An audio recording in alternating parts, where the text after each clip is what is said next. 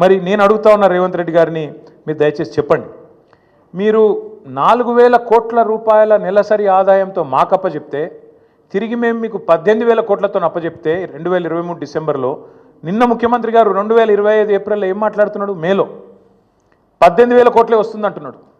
మేము అప్పచెప్పినాడు 23 డిసెంబర్లో 18,000 కోట్లతో అప్పచెప్పినాం. ఇవాళ నువ్వు 25 మేలో నిలబడి మళ్ళీ 18,000 కోట్లని చెప్తున్నావు. మరి 16-17 నెలల నుంచి నువ్వేం చేస్తున్నావు? నీ ప్రభుత్వం ఏం చేస్తుంది? ఎందుకు ఆదాయం పెంచలేకపోయింది? కేసీఆర్ గారు అప్పచెప్పిపోయిన 18,000 కోట్లు తప్ప రూపాయి అయినా నీ ప్రభుత్వం ఆదాయం పెంచగలిగిందా? ఇది మేము అడుగుతున్న ప్రశ్న.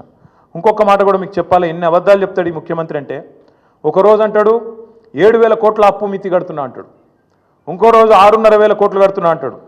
అసలు వాస్తవం ఏంది? అసలు మిత్తి అప్పు మొత్తం తీస్తే కూడా బడ్జెట్ డాక్యుమెంట్ ఇది, నాది కాదు కవిత్వం, మొత్తం ఈ ప్రభుత్వం చెప్పిన లెక్క ఎంత తప్పు అంటే, రేవంత్ రెడ్డి గారు చెప్తుంది ఎంత పచ్చి అబద్ధం అంటే, ఒకరోజు 6,000 కోట్లని, ఒకరోజు 7,000 కోట్లని మొత్తం చెప్పింది ఒక ఎత్తు అయితే, మొన్న అసెంబ్లీలో మార్చి నెలలో అసెంబ్లీలో గత 14 నెలలలో రేవంత్ రెడ్డి చెప్పిండు, అది కూడా 14 నెలలలో 64,768 కోట్లు కట్టినా అని చెప్పిండు.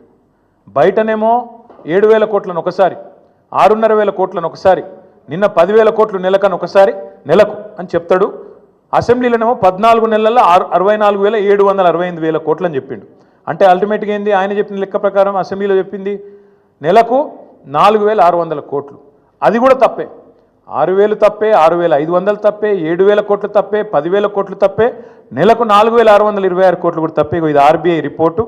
దీని ప్రకారం నెలకు తెలంగాణ ప్రభుత్వం కడుతున్నది అసలు మిత్తి కలిపి కేవలం 2,000 కోట్లు మాత్రమే. ఇది కాగ్ లెక్క, ఆర్బీఐ లెక్క, ఇదేదో కాకి లెక్క కాదు.